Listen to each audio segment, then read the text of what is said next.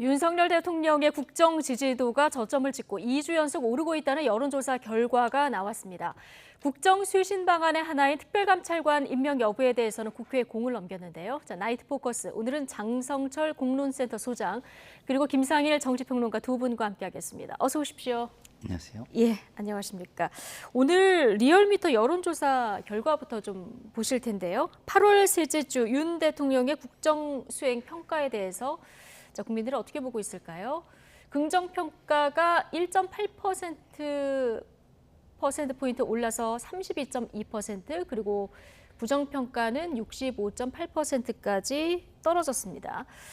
일단 여전히 부정평가가 긍정평가를 크게 웃돌고 있습니다만 일단 보시면 저점은 확인했다 이렇게 볼 수 있을까요? 그렇죠. 지난주 금요일에 발표했던 갤럽 조사도 그렇고요. 네. 오늘 발표됐던 리얼미터 조사를 보면 단기 저점은 좀 확인됐다라는 평가가 좀 많이 있습니다. 그것은 지지율 급락에 따른 위기감이 진영 내에 강한 결집으로 나타났다. 그런 보수층의 결집을 가져왔다. 그렇죠. 예. 세부 내역으로 봐도 부울경 60대에서 좀 큰 폭의 상승세가 있었고요. 중도층과 국민의힘 지지층에서 계속 좀 오름세를 보이고 있어요.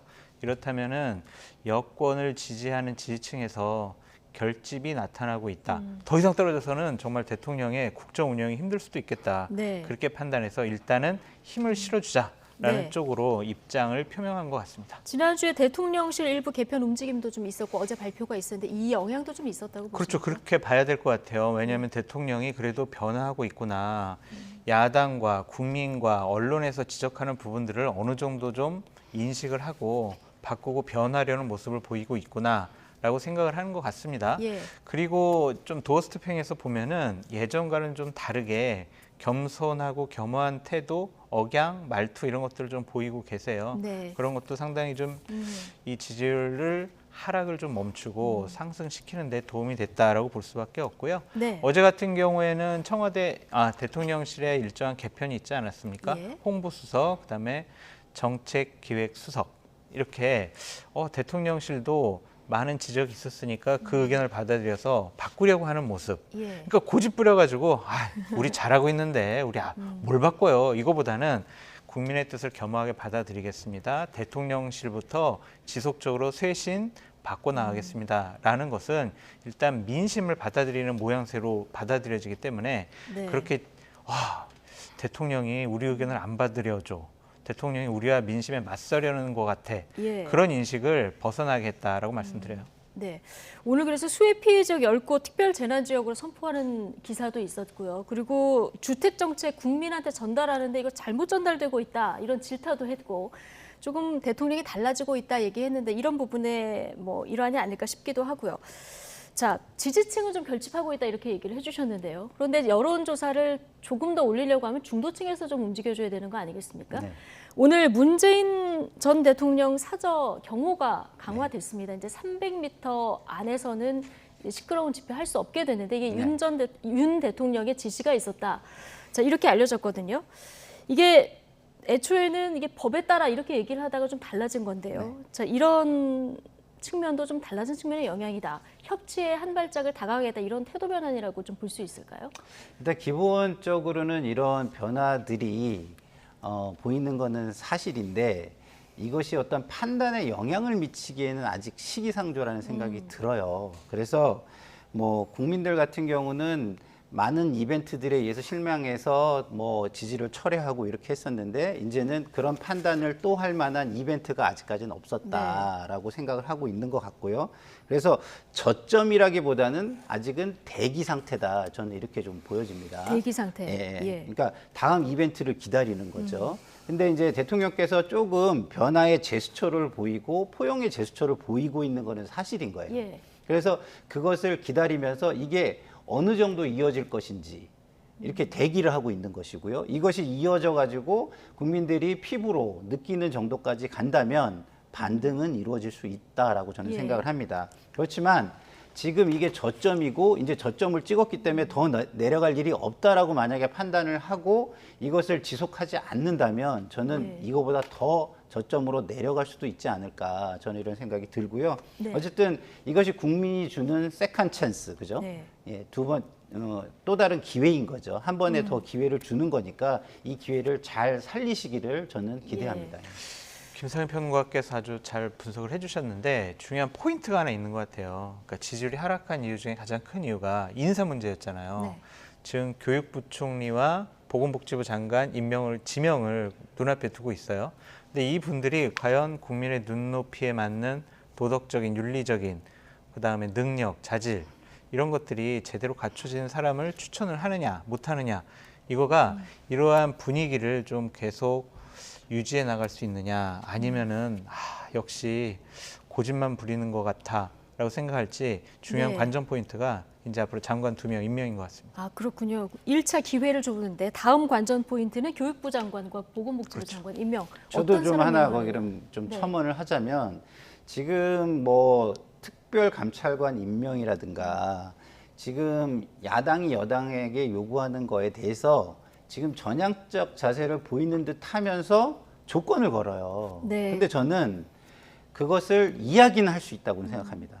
그러나 이야기하는 거에서 그쳐야지 그 조건 때문에 만약에 해야 할 일을 안 한다면 예. 저는 이건 또 남 탓으로 비춰질 수 있다고 이거 지금 생각하거든요. 특별감찰관 임명 관련해서 맞습니다. 좀 얘기를 네. 하시는 것 같은데 예. 오늘 일단 대통령실에서는 여야에서 추천하기를 기다리고 있고 그렇죠. 국회에서 결정하면 100% 수용하겠다 이렇게 얘기를 하면서 공을 국회로 넘기긴 그러니까요. 했는데 예.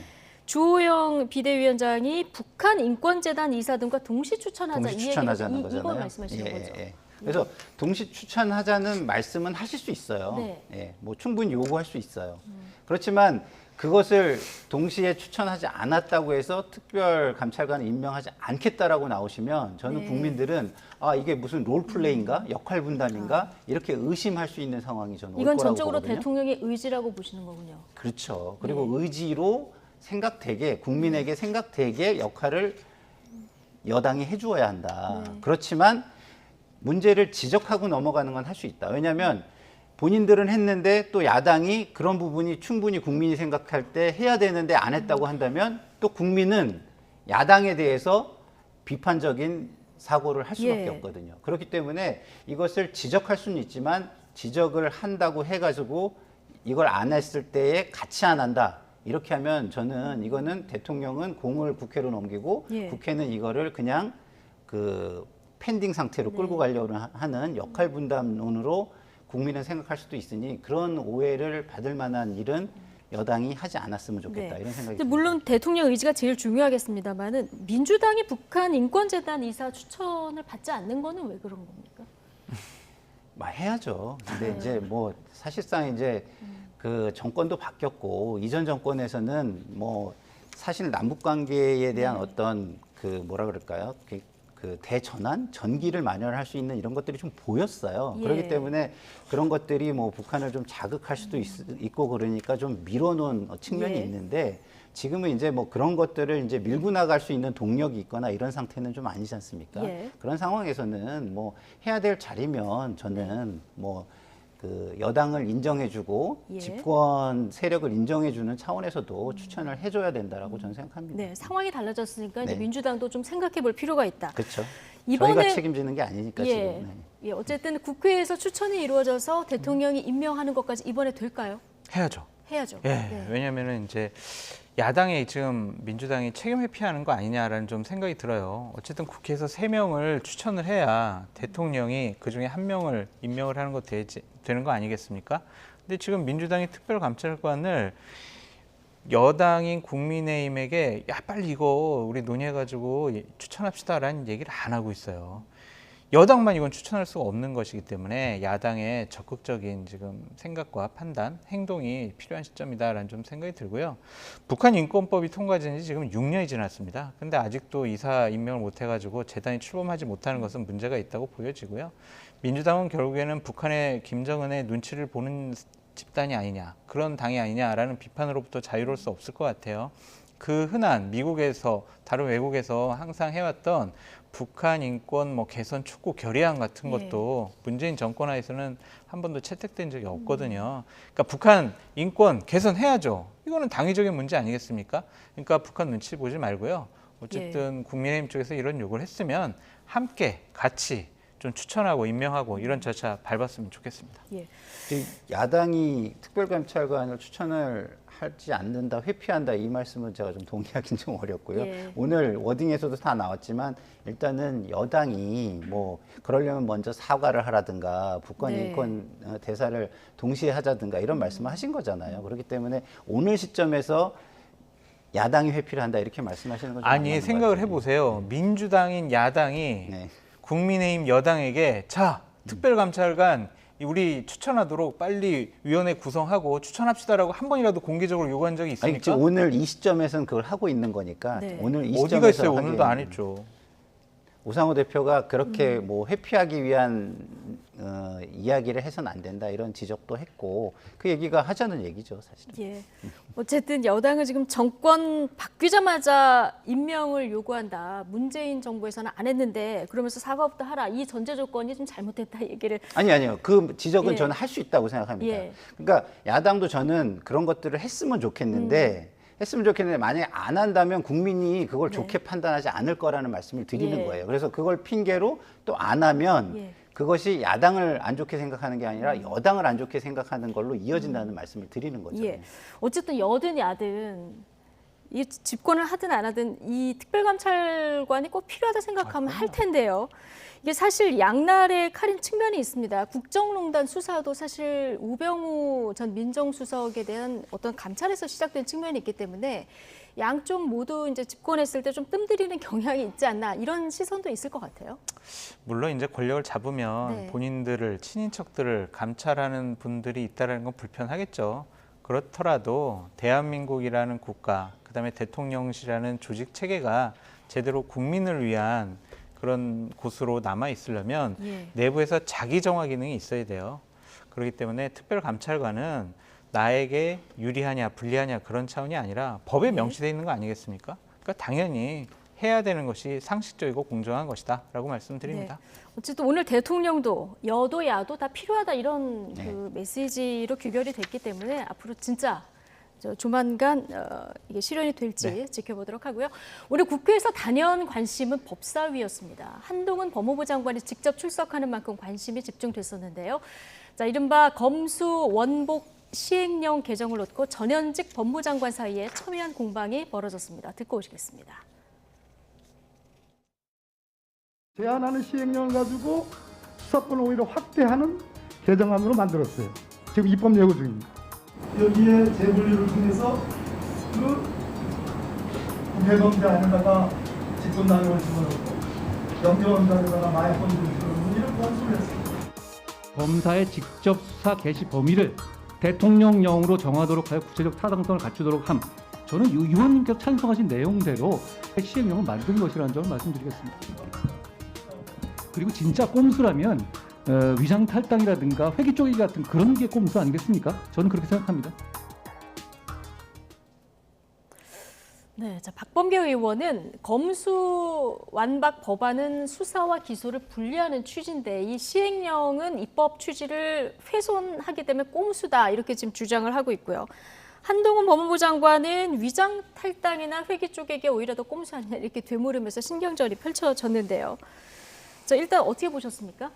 저는 한동훈 장관이 좀 너무 나간다 이런 생각이 들어요. 왜냐하면 기본적으로 우리가 무슨 일을 할 때 판은 깨지 말아야 되거든요. 네. 그럼 국회가 그동안 작동해온 게 있어요. 행정부와 어떤 관계에 있어서. 그런데 지금 행정부의 국무위원이 나와가지고 국회의원들하고 싸워서 이기려고 들어요. 그러면 이거는 국회라는 판을 깨는 겁니다. 네. 지금 야당이 제가 개인적으로 생각할 때는 좀 잘못한 부분이 있을 수 있다고 저는 보는데요. 예. 그런 걸 해결하는 방식은 제도를 통해서 해결을 해야 되는 거예요. 본인이 판사도 아니잖아요. 그리고 그 본인이 뭐 그런 것이 옳고 그름을 뭐 많은 지지를 받고 있는다고 하더라도 제도를 바꿔서 해결을 하거나 이런 식으로 해야지 본인이 마음대로 그것을 할 수 있는 권리가 있는 것도 아니잖아요. 그러면 우리가 이제 악법도 법이라고 초등학교 예. 때부터 좀 배웠어요. 그러면 지금 이게 악법인지 뭐 어떤 법인지 본인이 그런 판단을 가지고 있다고 하더라도 헌재의 판결이 나오는 걸 기다리고 그걸 바탕으로 무언가를 집행을 해야지 본인이 집행부의 강요의 한 사람으로서 자기가 판단하고 자기 판단이 옳다고 해가지고 그거를 국회를 무시하고 밀어붙이고 저는 이건 아닌 것 같고요. 그리고 저렇게 국회의원 한 명 한 명을 다 망신 주고 이기려고 하는 것도 예. 국민들은 제가 볼 때는 처음에는 그 의원들이 하는 게 좀 불만족스럽고 그렇기 때문에 시원하게 느끼셨을지 모르지만 저렇게 계속해서 가면 한동훈 장관이 좀 심하다. 예.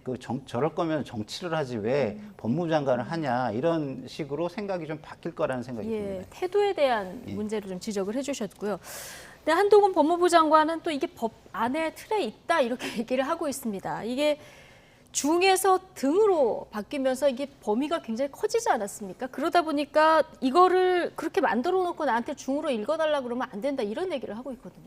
그 부분은 이 네. 법안이 처음에 개정이 됐을 때도 여당 당시 민주당 내에서도 문제 제기가 됐었던 거예요. 네. 이렇게 되면은 시행령을 통해서 행정기관의 재량권이 훨씬 더 커지게 된다. 검찰이 이런 식으로 해가지고 수사 범위를 넓히면 어떻게 할 것이냐라는 비판이 있었는데 네. 당시에 민주당이 중으로 했다가 등으로 이제 고친 부분이 있거든요. 그래서 이것은 어차피 민주당의 규칙 사유가 있지 않느냐라는 생각이 들고 한동훈 법무장 같은 경우에는 시행령으로 충분히 부패 경제범죄 관련 등 이렇게 하게 되면 선거법, 국회의원과 관련된 법 이런 거 다 등으로 해가지고 부패나 경제 경제 부패 관련 범죄도 다 대통령령으로 정한 그렇죠. 이렇게 되면 좀 넓어지는 거죠. 그렇죠. 예. 넓어지는 거잖아요. 그러니까 본인은 재량권을 제대로 행사했다라고 말씀을 하고 있는 건데 우리 김상일 평론가 말씀하신 것처럼 그 장관이 나와서 국회의원하고 자꾸 싸우고 예. 그 당에서 벌어졌던 일에 대해서 직접 콕 집어서 공격하는 것은 좀 올바른 태도가 아닌 것 같습니다.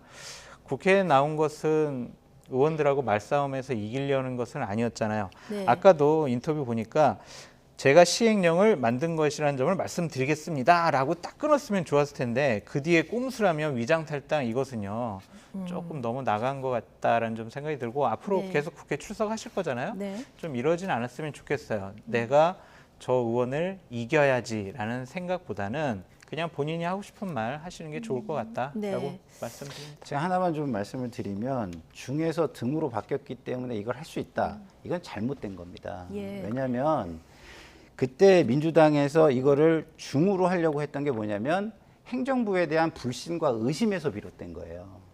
사실은 행정부가 그동안 해왔던 관행 이런 거를 신뢰했다면 등으로 해도 이거를 최소한으로 해석을 해가지고 이걸 이렇게 확장해가지고 시행령을 만들지 않을 거라는 믿음이 있었을 거예요. 근데 워낙 관계가 안 좋다 보니까 이거를 등으로 하면 이렇게 악용할 거야 라고 의심을 했기 때문에 그 논의가 된 거거든요. 예. 그러면 상호 불신해서 그런 얘기가 됐었지 그동안의 관행을 보면 등으로 했어도 그거를 법을 그렇게 최소한으로 해석하지 확대 해석하는 경우는 없습니다. 그렇기 때문에 그 입법 취지를 훼손했다. 이거는 제가 볼 땐 맞는 것이고요. 그렇다고 해서 제가 개인적으로 방송에 나와서 검수완박이라고 일컬어졌던 검찰청법에 대해서 제가 이렇게 개인적으로 찬성한 사람은 아니에요. 그렇지만 저는 모든 게 판이 깨지지 않는 게 굉장히 중요하다. 그 판을 깨지 않는 건 왜 중요하냐면 판을 깨가지고 유리한 사람은 강자뿐이 없어요. 약자들은 그 판 안에서 예. 자기의 삶을 예측해 가면서 살아가야 됩니다.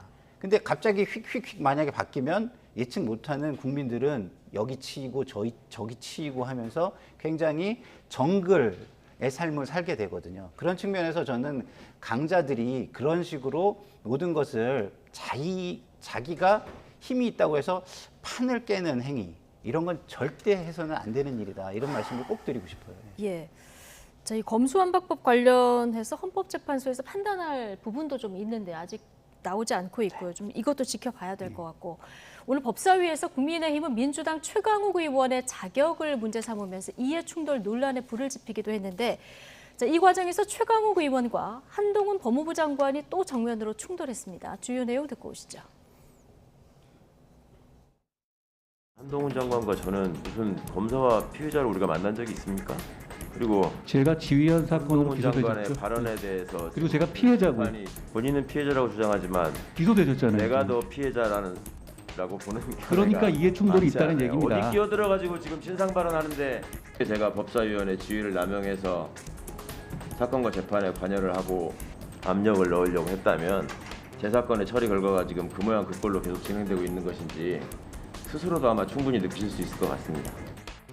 사실상의 피해자는 접니다. 가해자는 최강욱 위원이시고요. 그런데 가해자가 법사위원회 위원의 자격을 이용해서 피해자에게 어떤 충돌적인 질문을 하는 것이 과연 국회법상의 이해충돌 규정에 허용하는 것인지 저는 명확하게 짚고 넘어가 주셨으면 좋겠다는 생각입니다. 네. 지금 채널A 사건을 두고 한바탕 설전을 벌이는 모습을 보고 오셨는데 지금 이해 충돌 소지가 발단이 되는 겁니다. 서로 내가 피해자다 이렇게 얘기를 하고 있는데 어떻게 얽혀 있는 거죠? 너무 오래돼서. 최광욱 의원이 네. 지금 기소를 2개를 당했어요. 하나는 채널A 사건 관련해서 검언 유착 사건, 이건 네. 기소된 상황이고요. 조국 전 장관 자녀 관련된 허위 인턴 증명서 발급은 대법원 판결만 지금 놔두고 있습니다. 예, 이건 재판까지 진행이 되고 네. 있는 상황이고요. 근데 지금 예. 문제가 되는 거는 채널A 이제 검언 유착 사건인데 잠깐 설명을 드리면 최광욱 의원에게 이제 2020년 4월 30일 SNS에 이동재 전 채널A 기자가 이철 전 밸류 인베스트먼트 코리아 대표에게 한동훈 장관이 이렇게 얘기했다는 거예요. 눈 딱 감고 유시민에게 돈을 건네줬다고 해라. 유시민의 집과 가족을 털고 유시민이 이사장을 맡은 노무현 재단도 압수수색한다라고 말했다라고 주장했다라는 글을 이제 최광욱 의원이 게시를 했다는 거예요. 예. 그러니까 이것과 관련해서 이제 그 기소를 당했는데 서로 이제 피해자라고 하는 거죠. 그러니까 나는 괜히 그냥 최광욱 의원이 나를 지목을 해가지고 이동재 기자랑 짜고 수사를 진행하라고 이렇게 가서 취재해보라고 했다라는 네. 식인 거고 최광욱 의원은 그게 아니다라고 지금 항변하고 있는 상황이거든요. 그러니까 서로 피해자인데 지금은 최광욱 의원은 기소를 당했고 한동훈 법무부 장관은 이제 기소를 안 당했죠. 무혐의 처리가 됐죠. 그러니까 이런 부분에 있어서 지금 국회에서 말싸움하고 있는데 네. 최광욱 의원이 저는 법사위에 지금 배치가 돼가지고 법무부라든지 검찰총장을 향해서 본인의 사건을 얘기 안 하더라도 그 법사위에 있는 것 자체만으로도 상당히 이해충돌의 소지가 있다라고 보여지고요. 잘못된 행동 같다. 저는 귀책 사유가 있어요. 그렇기 때문에 법사위에서 나오는 게 맞다라고 보여집니다. 이해충돌 판단은 국회에서 하는 거고 여기에 따르겠다 한동훈 법무부 장관이 이렇게 얘기했는데 자, 이거 국회에서 어떻게 판단해야 된다고 보시니까 매번 법사위 열릴 때마다 이렇게 또 싸우는 모습을 국민들이 봐야 할 수도 있었어요. 국회에서 이해충돌이라는 게 네. 굉장히 판단하기가 힘든 부분이 있어요. 왜냐하면 기본적으로 의원들이 가지고 있는 또 그 전문성이나 탤런트라는 게 재능이라는 게 있거든요. 근데 그것이 이전에 직업을 가졌으면 이미 이해충돌이 돼버리는 거예요. 네. 예를 들어서 의사나 약사 같은 분들이 보건복지와 관련해서 가장 잘 아시잖아요. 근데 들어가면 잘 알기 때문에 가장 잘 활용해서 이익을 또 득할 수 있는 부분이 네. 있어요. 그래서 원래대로 한다면 의사나 약사분들은 보건복지를 가시면 안 됩니다. 그 실제로 약간 국회법의 취지가 그런 것도 또 담겨져 있어요. 근데 사실상 그 부분이 굉장히 사문화돼 있는 부분이 있거든요. 그래서 뭐 그런 부분은 굉장히 어려운 부분이지만 저는 솔직히 우리 당에서 법사위 구성의 전략이 좀 미스가 있었다는 생각이 듭니다. 왜냐하면 한동훈 장관이 저렇게 나오는 거를 굉장히 적나라하게 지적을 하고 잘못된 부분을 부각도 시키고 그다음에 꼼짝 못하게 해야 되는데 시작부터 논란이 돼버리잖아요. 이게. 그러니까 이게 굉장히 저는 법사위 구성에 있어서 전략적인 미스가 있었다고 저는 생각을 전략적인 하고요. 미스가 있었다. 이해충돌 소지 여부에 그렇죠. 대해서는 어떻게 논란이. 보십니까? 그러니까 이해충돌의 소지가 있죠. 예, 있는데 재척 사유에 해당하는 부분이 저는 있다고 봐요. 예. 보는데 그럼에도 불구하고 그러면 과거에 그런 적이 없었느냐라고 본다면 또 충분히 과거의 관행상 이런 것들이 없었던 것은 아니다라고 이야기할 수 있는 부분도 또 있죠. 예. 그렇지만 과거에 있었다고 해가지고 지금도 그래야 하느냐? 그건 아니죠. 국민에게 더 나은 걸 보여주면 더 좋은 거죠. 예. 근데 이건 그렇기 바로 때문에 잡아야 돼요. 네. 과거에 어디 피의자가 된 국회의원이 법사위에 배치돼가지고 법무부 장관이나 검찰총장한테 질의할 수 있도록 했는지 저 본 적이 없어요. 그 과거의 사례 없어요. 제가 지금 당장 앞에서 말씀하시니까 예. 그렇지만 찾아가지고 제가 지금 드리기로 법사위 하고요. 지금 현 네. 구성이나 과거 구성 네. 저도 지금 확인할 네. 수 없기 때문에 이거 한번 체크를 해봐야 될 것 체크를 한번 같고요. 해보기로 하고요. 어쨌든 이해 충돌 뭐 소지 여부를 떠나서 이게 네. 전략적으로 별로 좋지 않다. 네. 이렇게 보시는 것 같고요. 예. 근데 제가 하나 꼭 예. 짚고 싶은 건 뭐냐면 그렇다고 해서 국무위원이 국회가 해야 할 일을 다 가르치려고 그러고 판단해 주려고 하는 모습은 예. 굉장히 오만하고 잘못됐다 이런 말씀을 꼭 드리고 싶습니다. 알겠습니다.